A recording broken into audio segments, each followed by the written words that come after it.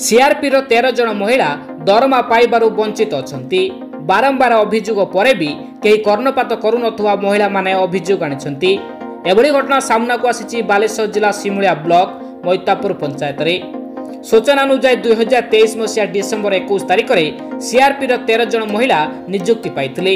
सेबेठारु कार्य जारी रहितबा बेले तांकु दरमा मिलुनथुवा दर्शाइछंती। एने जदि 7 दिन भितर दरमा न मिले ताहाले ब्लॉक सम्मुख में धारणा बसिए बोली सिमुलिया बीडीओ तहसील और थाना को लिखित जणाइबा सह जिला स्तर में अभियोग जणाइछंती। नमस्कार, मु चिन्मयी नायक मैतापुर जीपीरु 13टा मंचरु मु हाट मैतापुर 1B सीएल पर सीआरपी अच्छी। आमर डिसेम्बर 21 तारिख 12/2023 रे आमे जॉइनिंग कलु। आमे वर्तमान 8 मास हैला आमे दरमा पाउनो। आमे बालेश्वर जाउचु, ब्लॉक जाउचु, सबुआड़ी के आमे जाई साइलुनी। डीपीएम कलेक्टर पाखकु, बीडीओ आमर मैडम पाखकु भी जाउचु। समस्त कहउचंदी हां आमे करदेबो आज पर्यंत दरमा आमर करूनांती। एठिक जाउचु सेठिक जाउचु, चारिआड़ी जाउचु।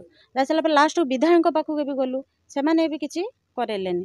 आ लास्ट को आमे भाबुचु जे धारणा पसिबो ब्लॉक रे।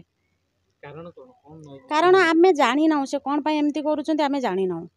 13टा सीआरपी की कहारी की दरमा दउनांती सेमाने। कोन चाहुचंदी कोन? आमे जाउचु जे हमो दरमा जल्दी करा जाऊ। ए 7 दिन भीतर आमे 7 दिन भीतर जदि दरमा न दिया जबो आमे सेठी अनशरण रे बसिबो।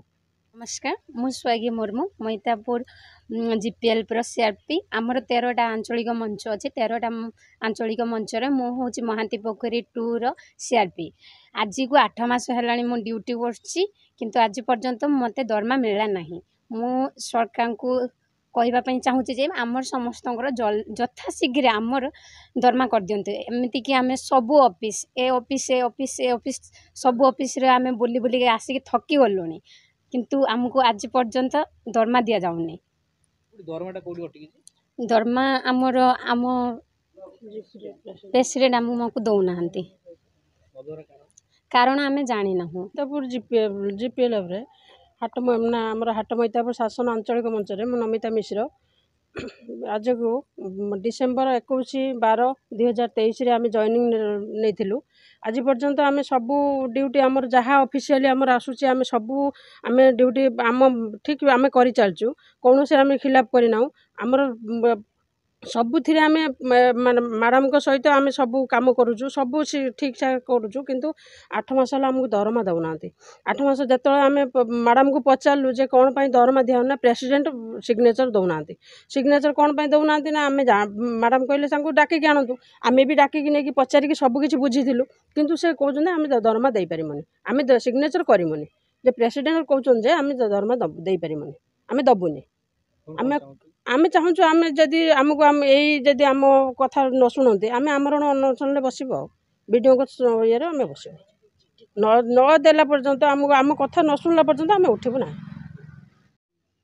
नमस्कार, मो जयश्री पंडा आम मैतापुर जीपीएल परे आमर 13टा मंच मु खड़दा सीएल परे मु सीआरपी जॉइन हेची। जेहेतु आमर अभियोग अछि आमे डिसेम्बर 21 रु आमे जॉइनिंग हेलुनु, किंतु एपर्यंत 8 मास बार हेलानी, किंतु आमे एपर्यंत दरमा पाई पारु नाहु।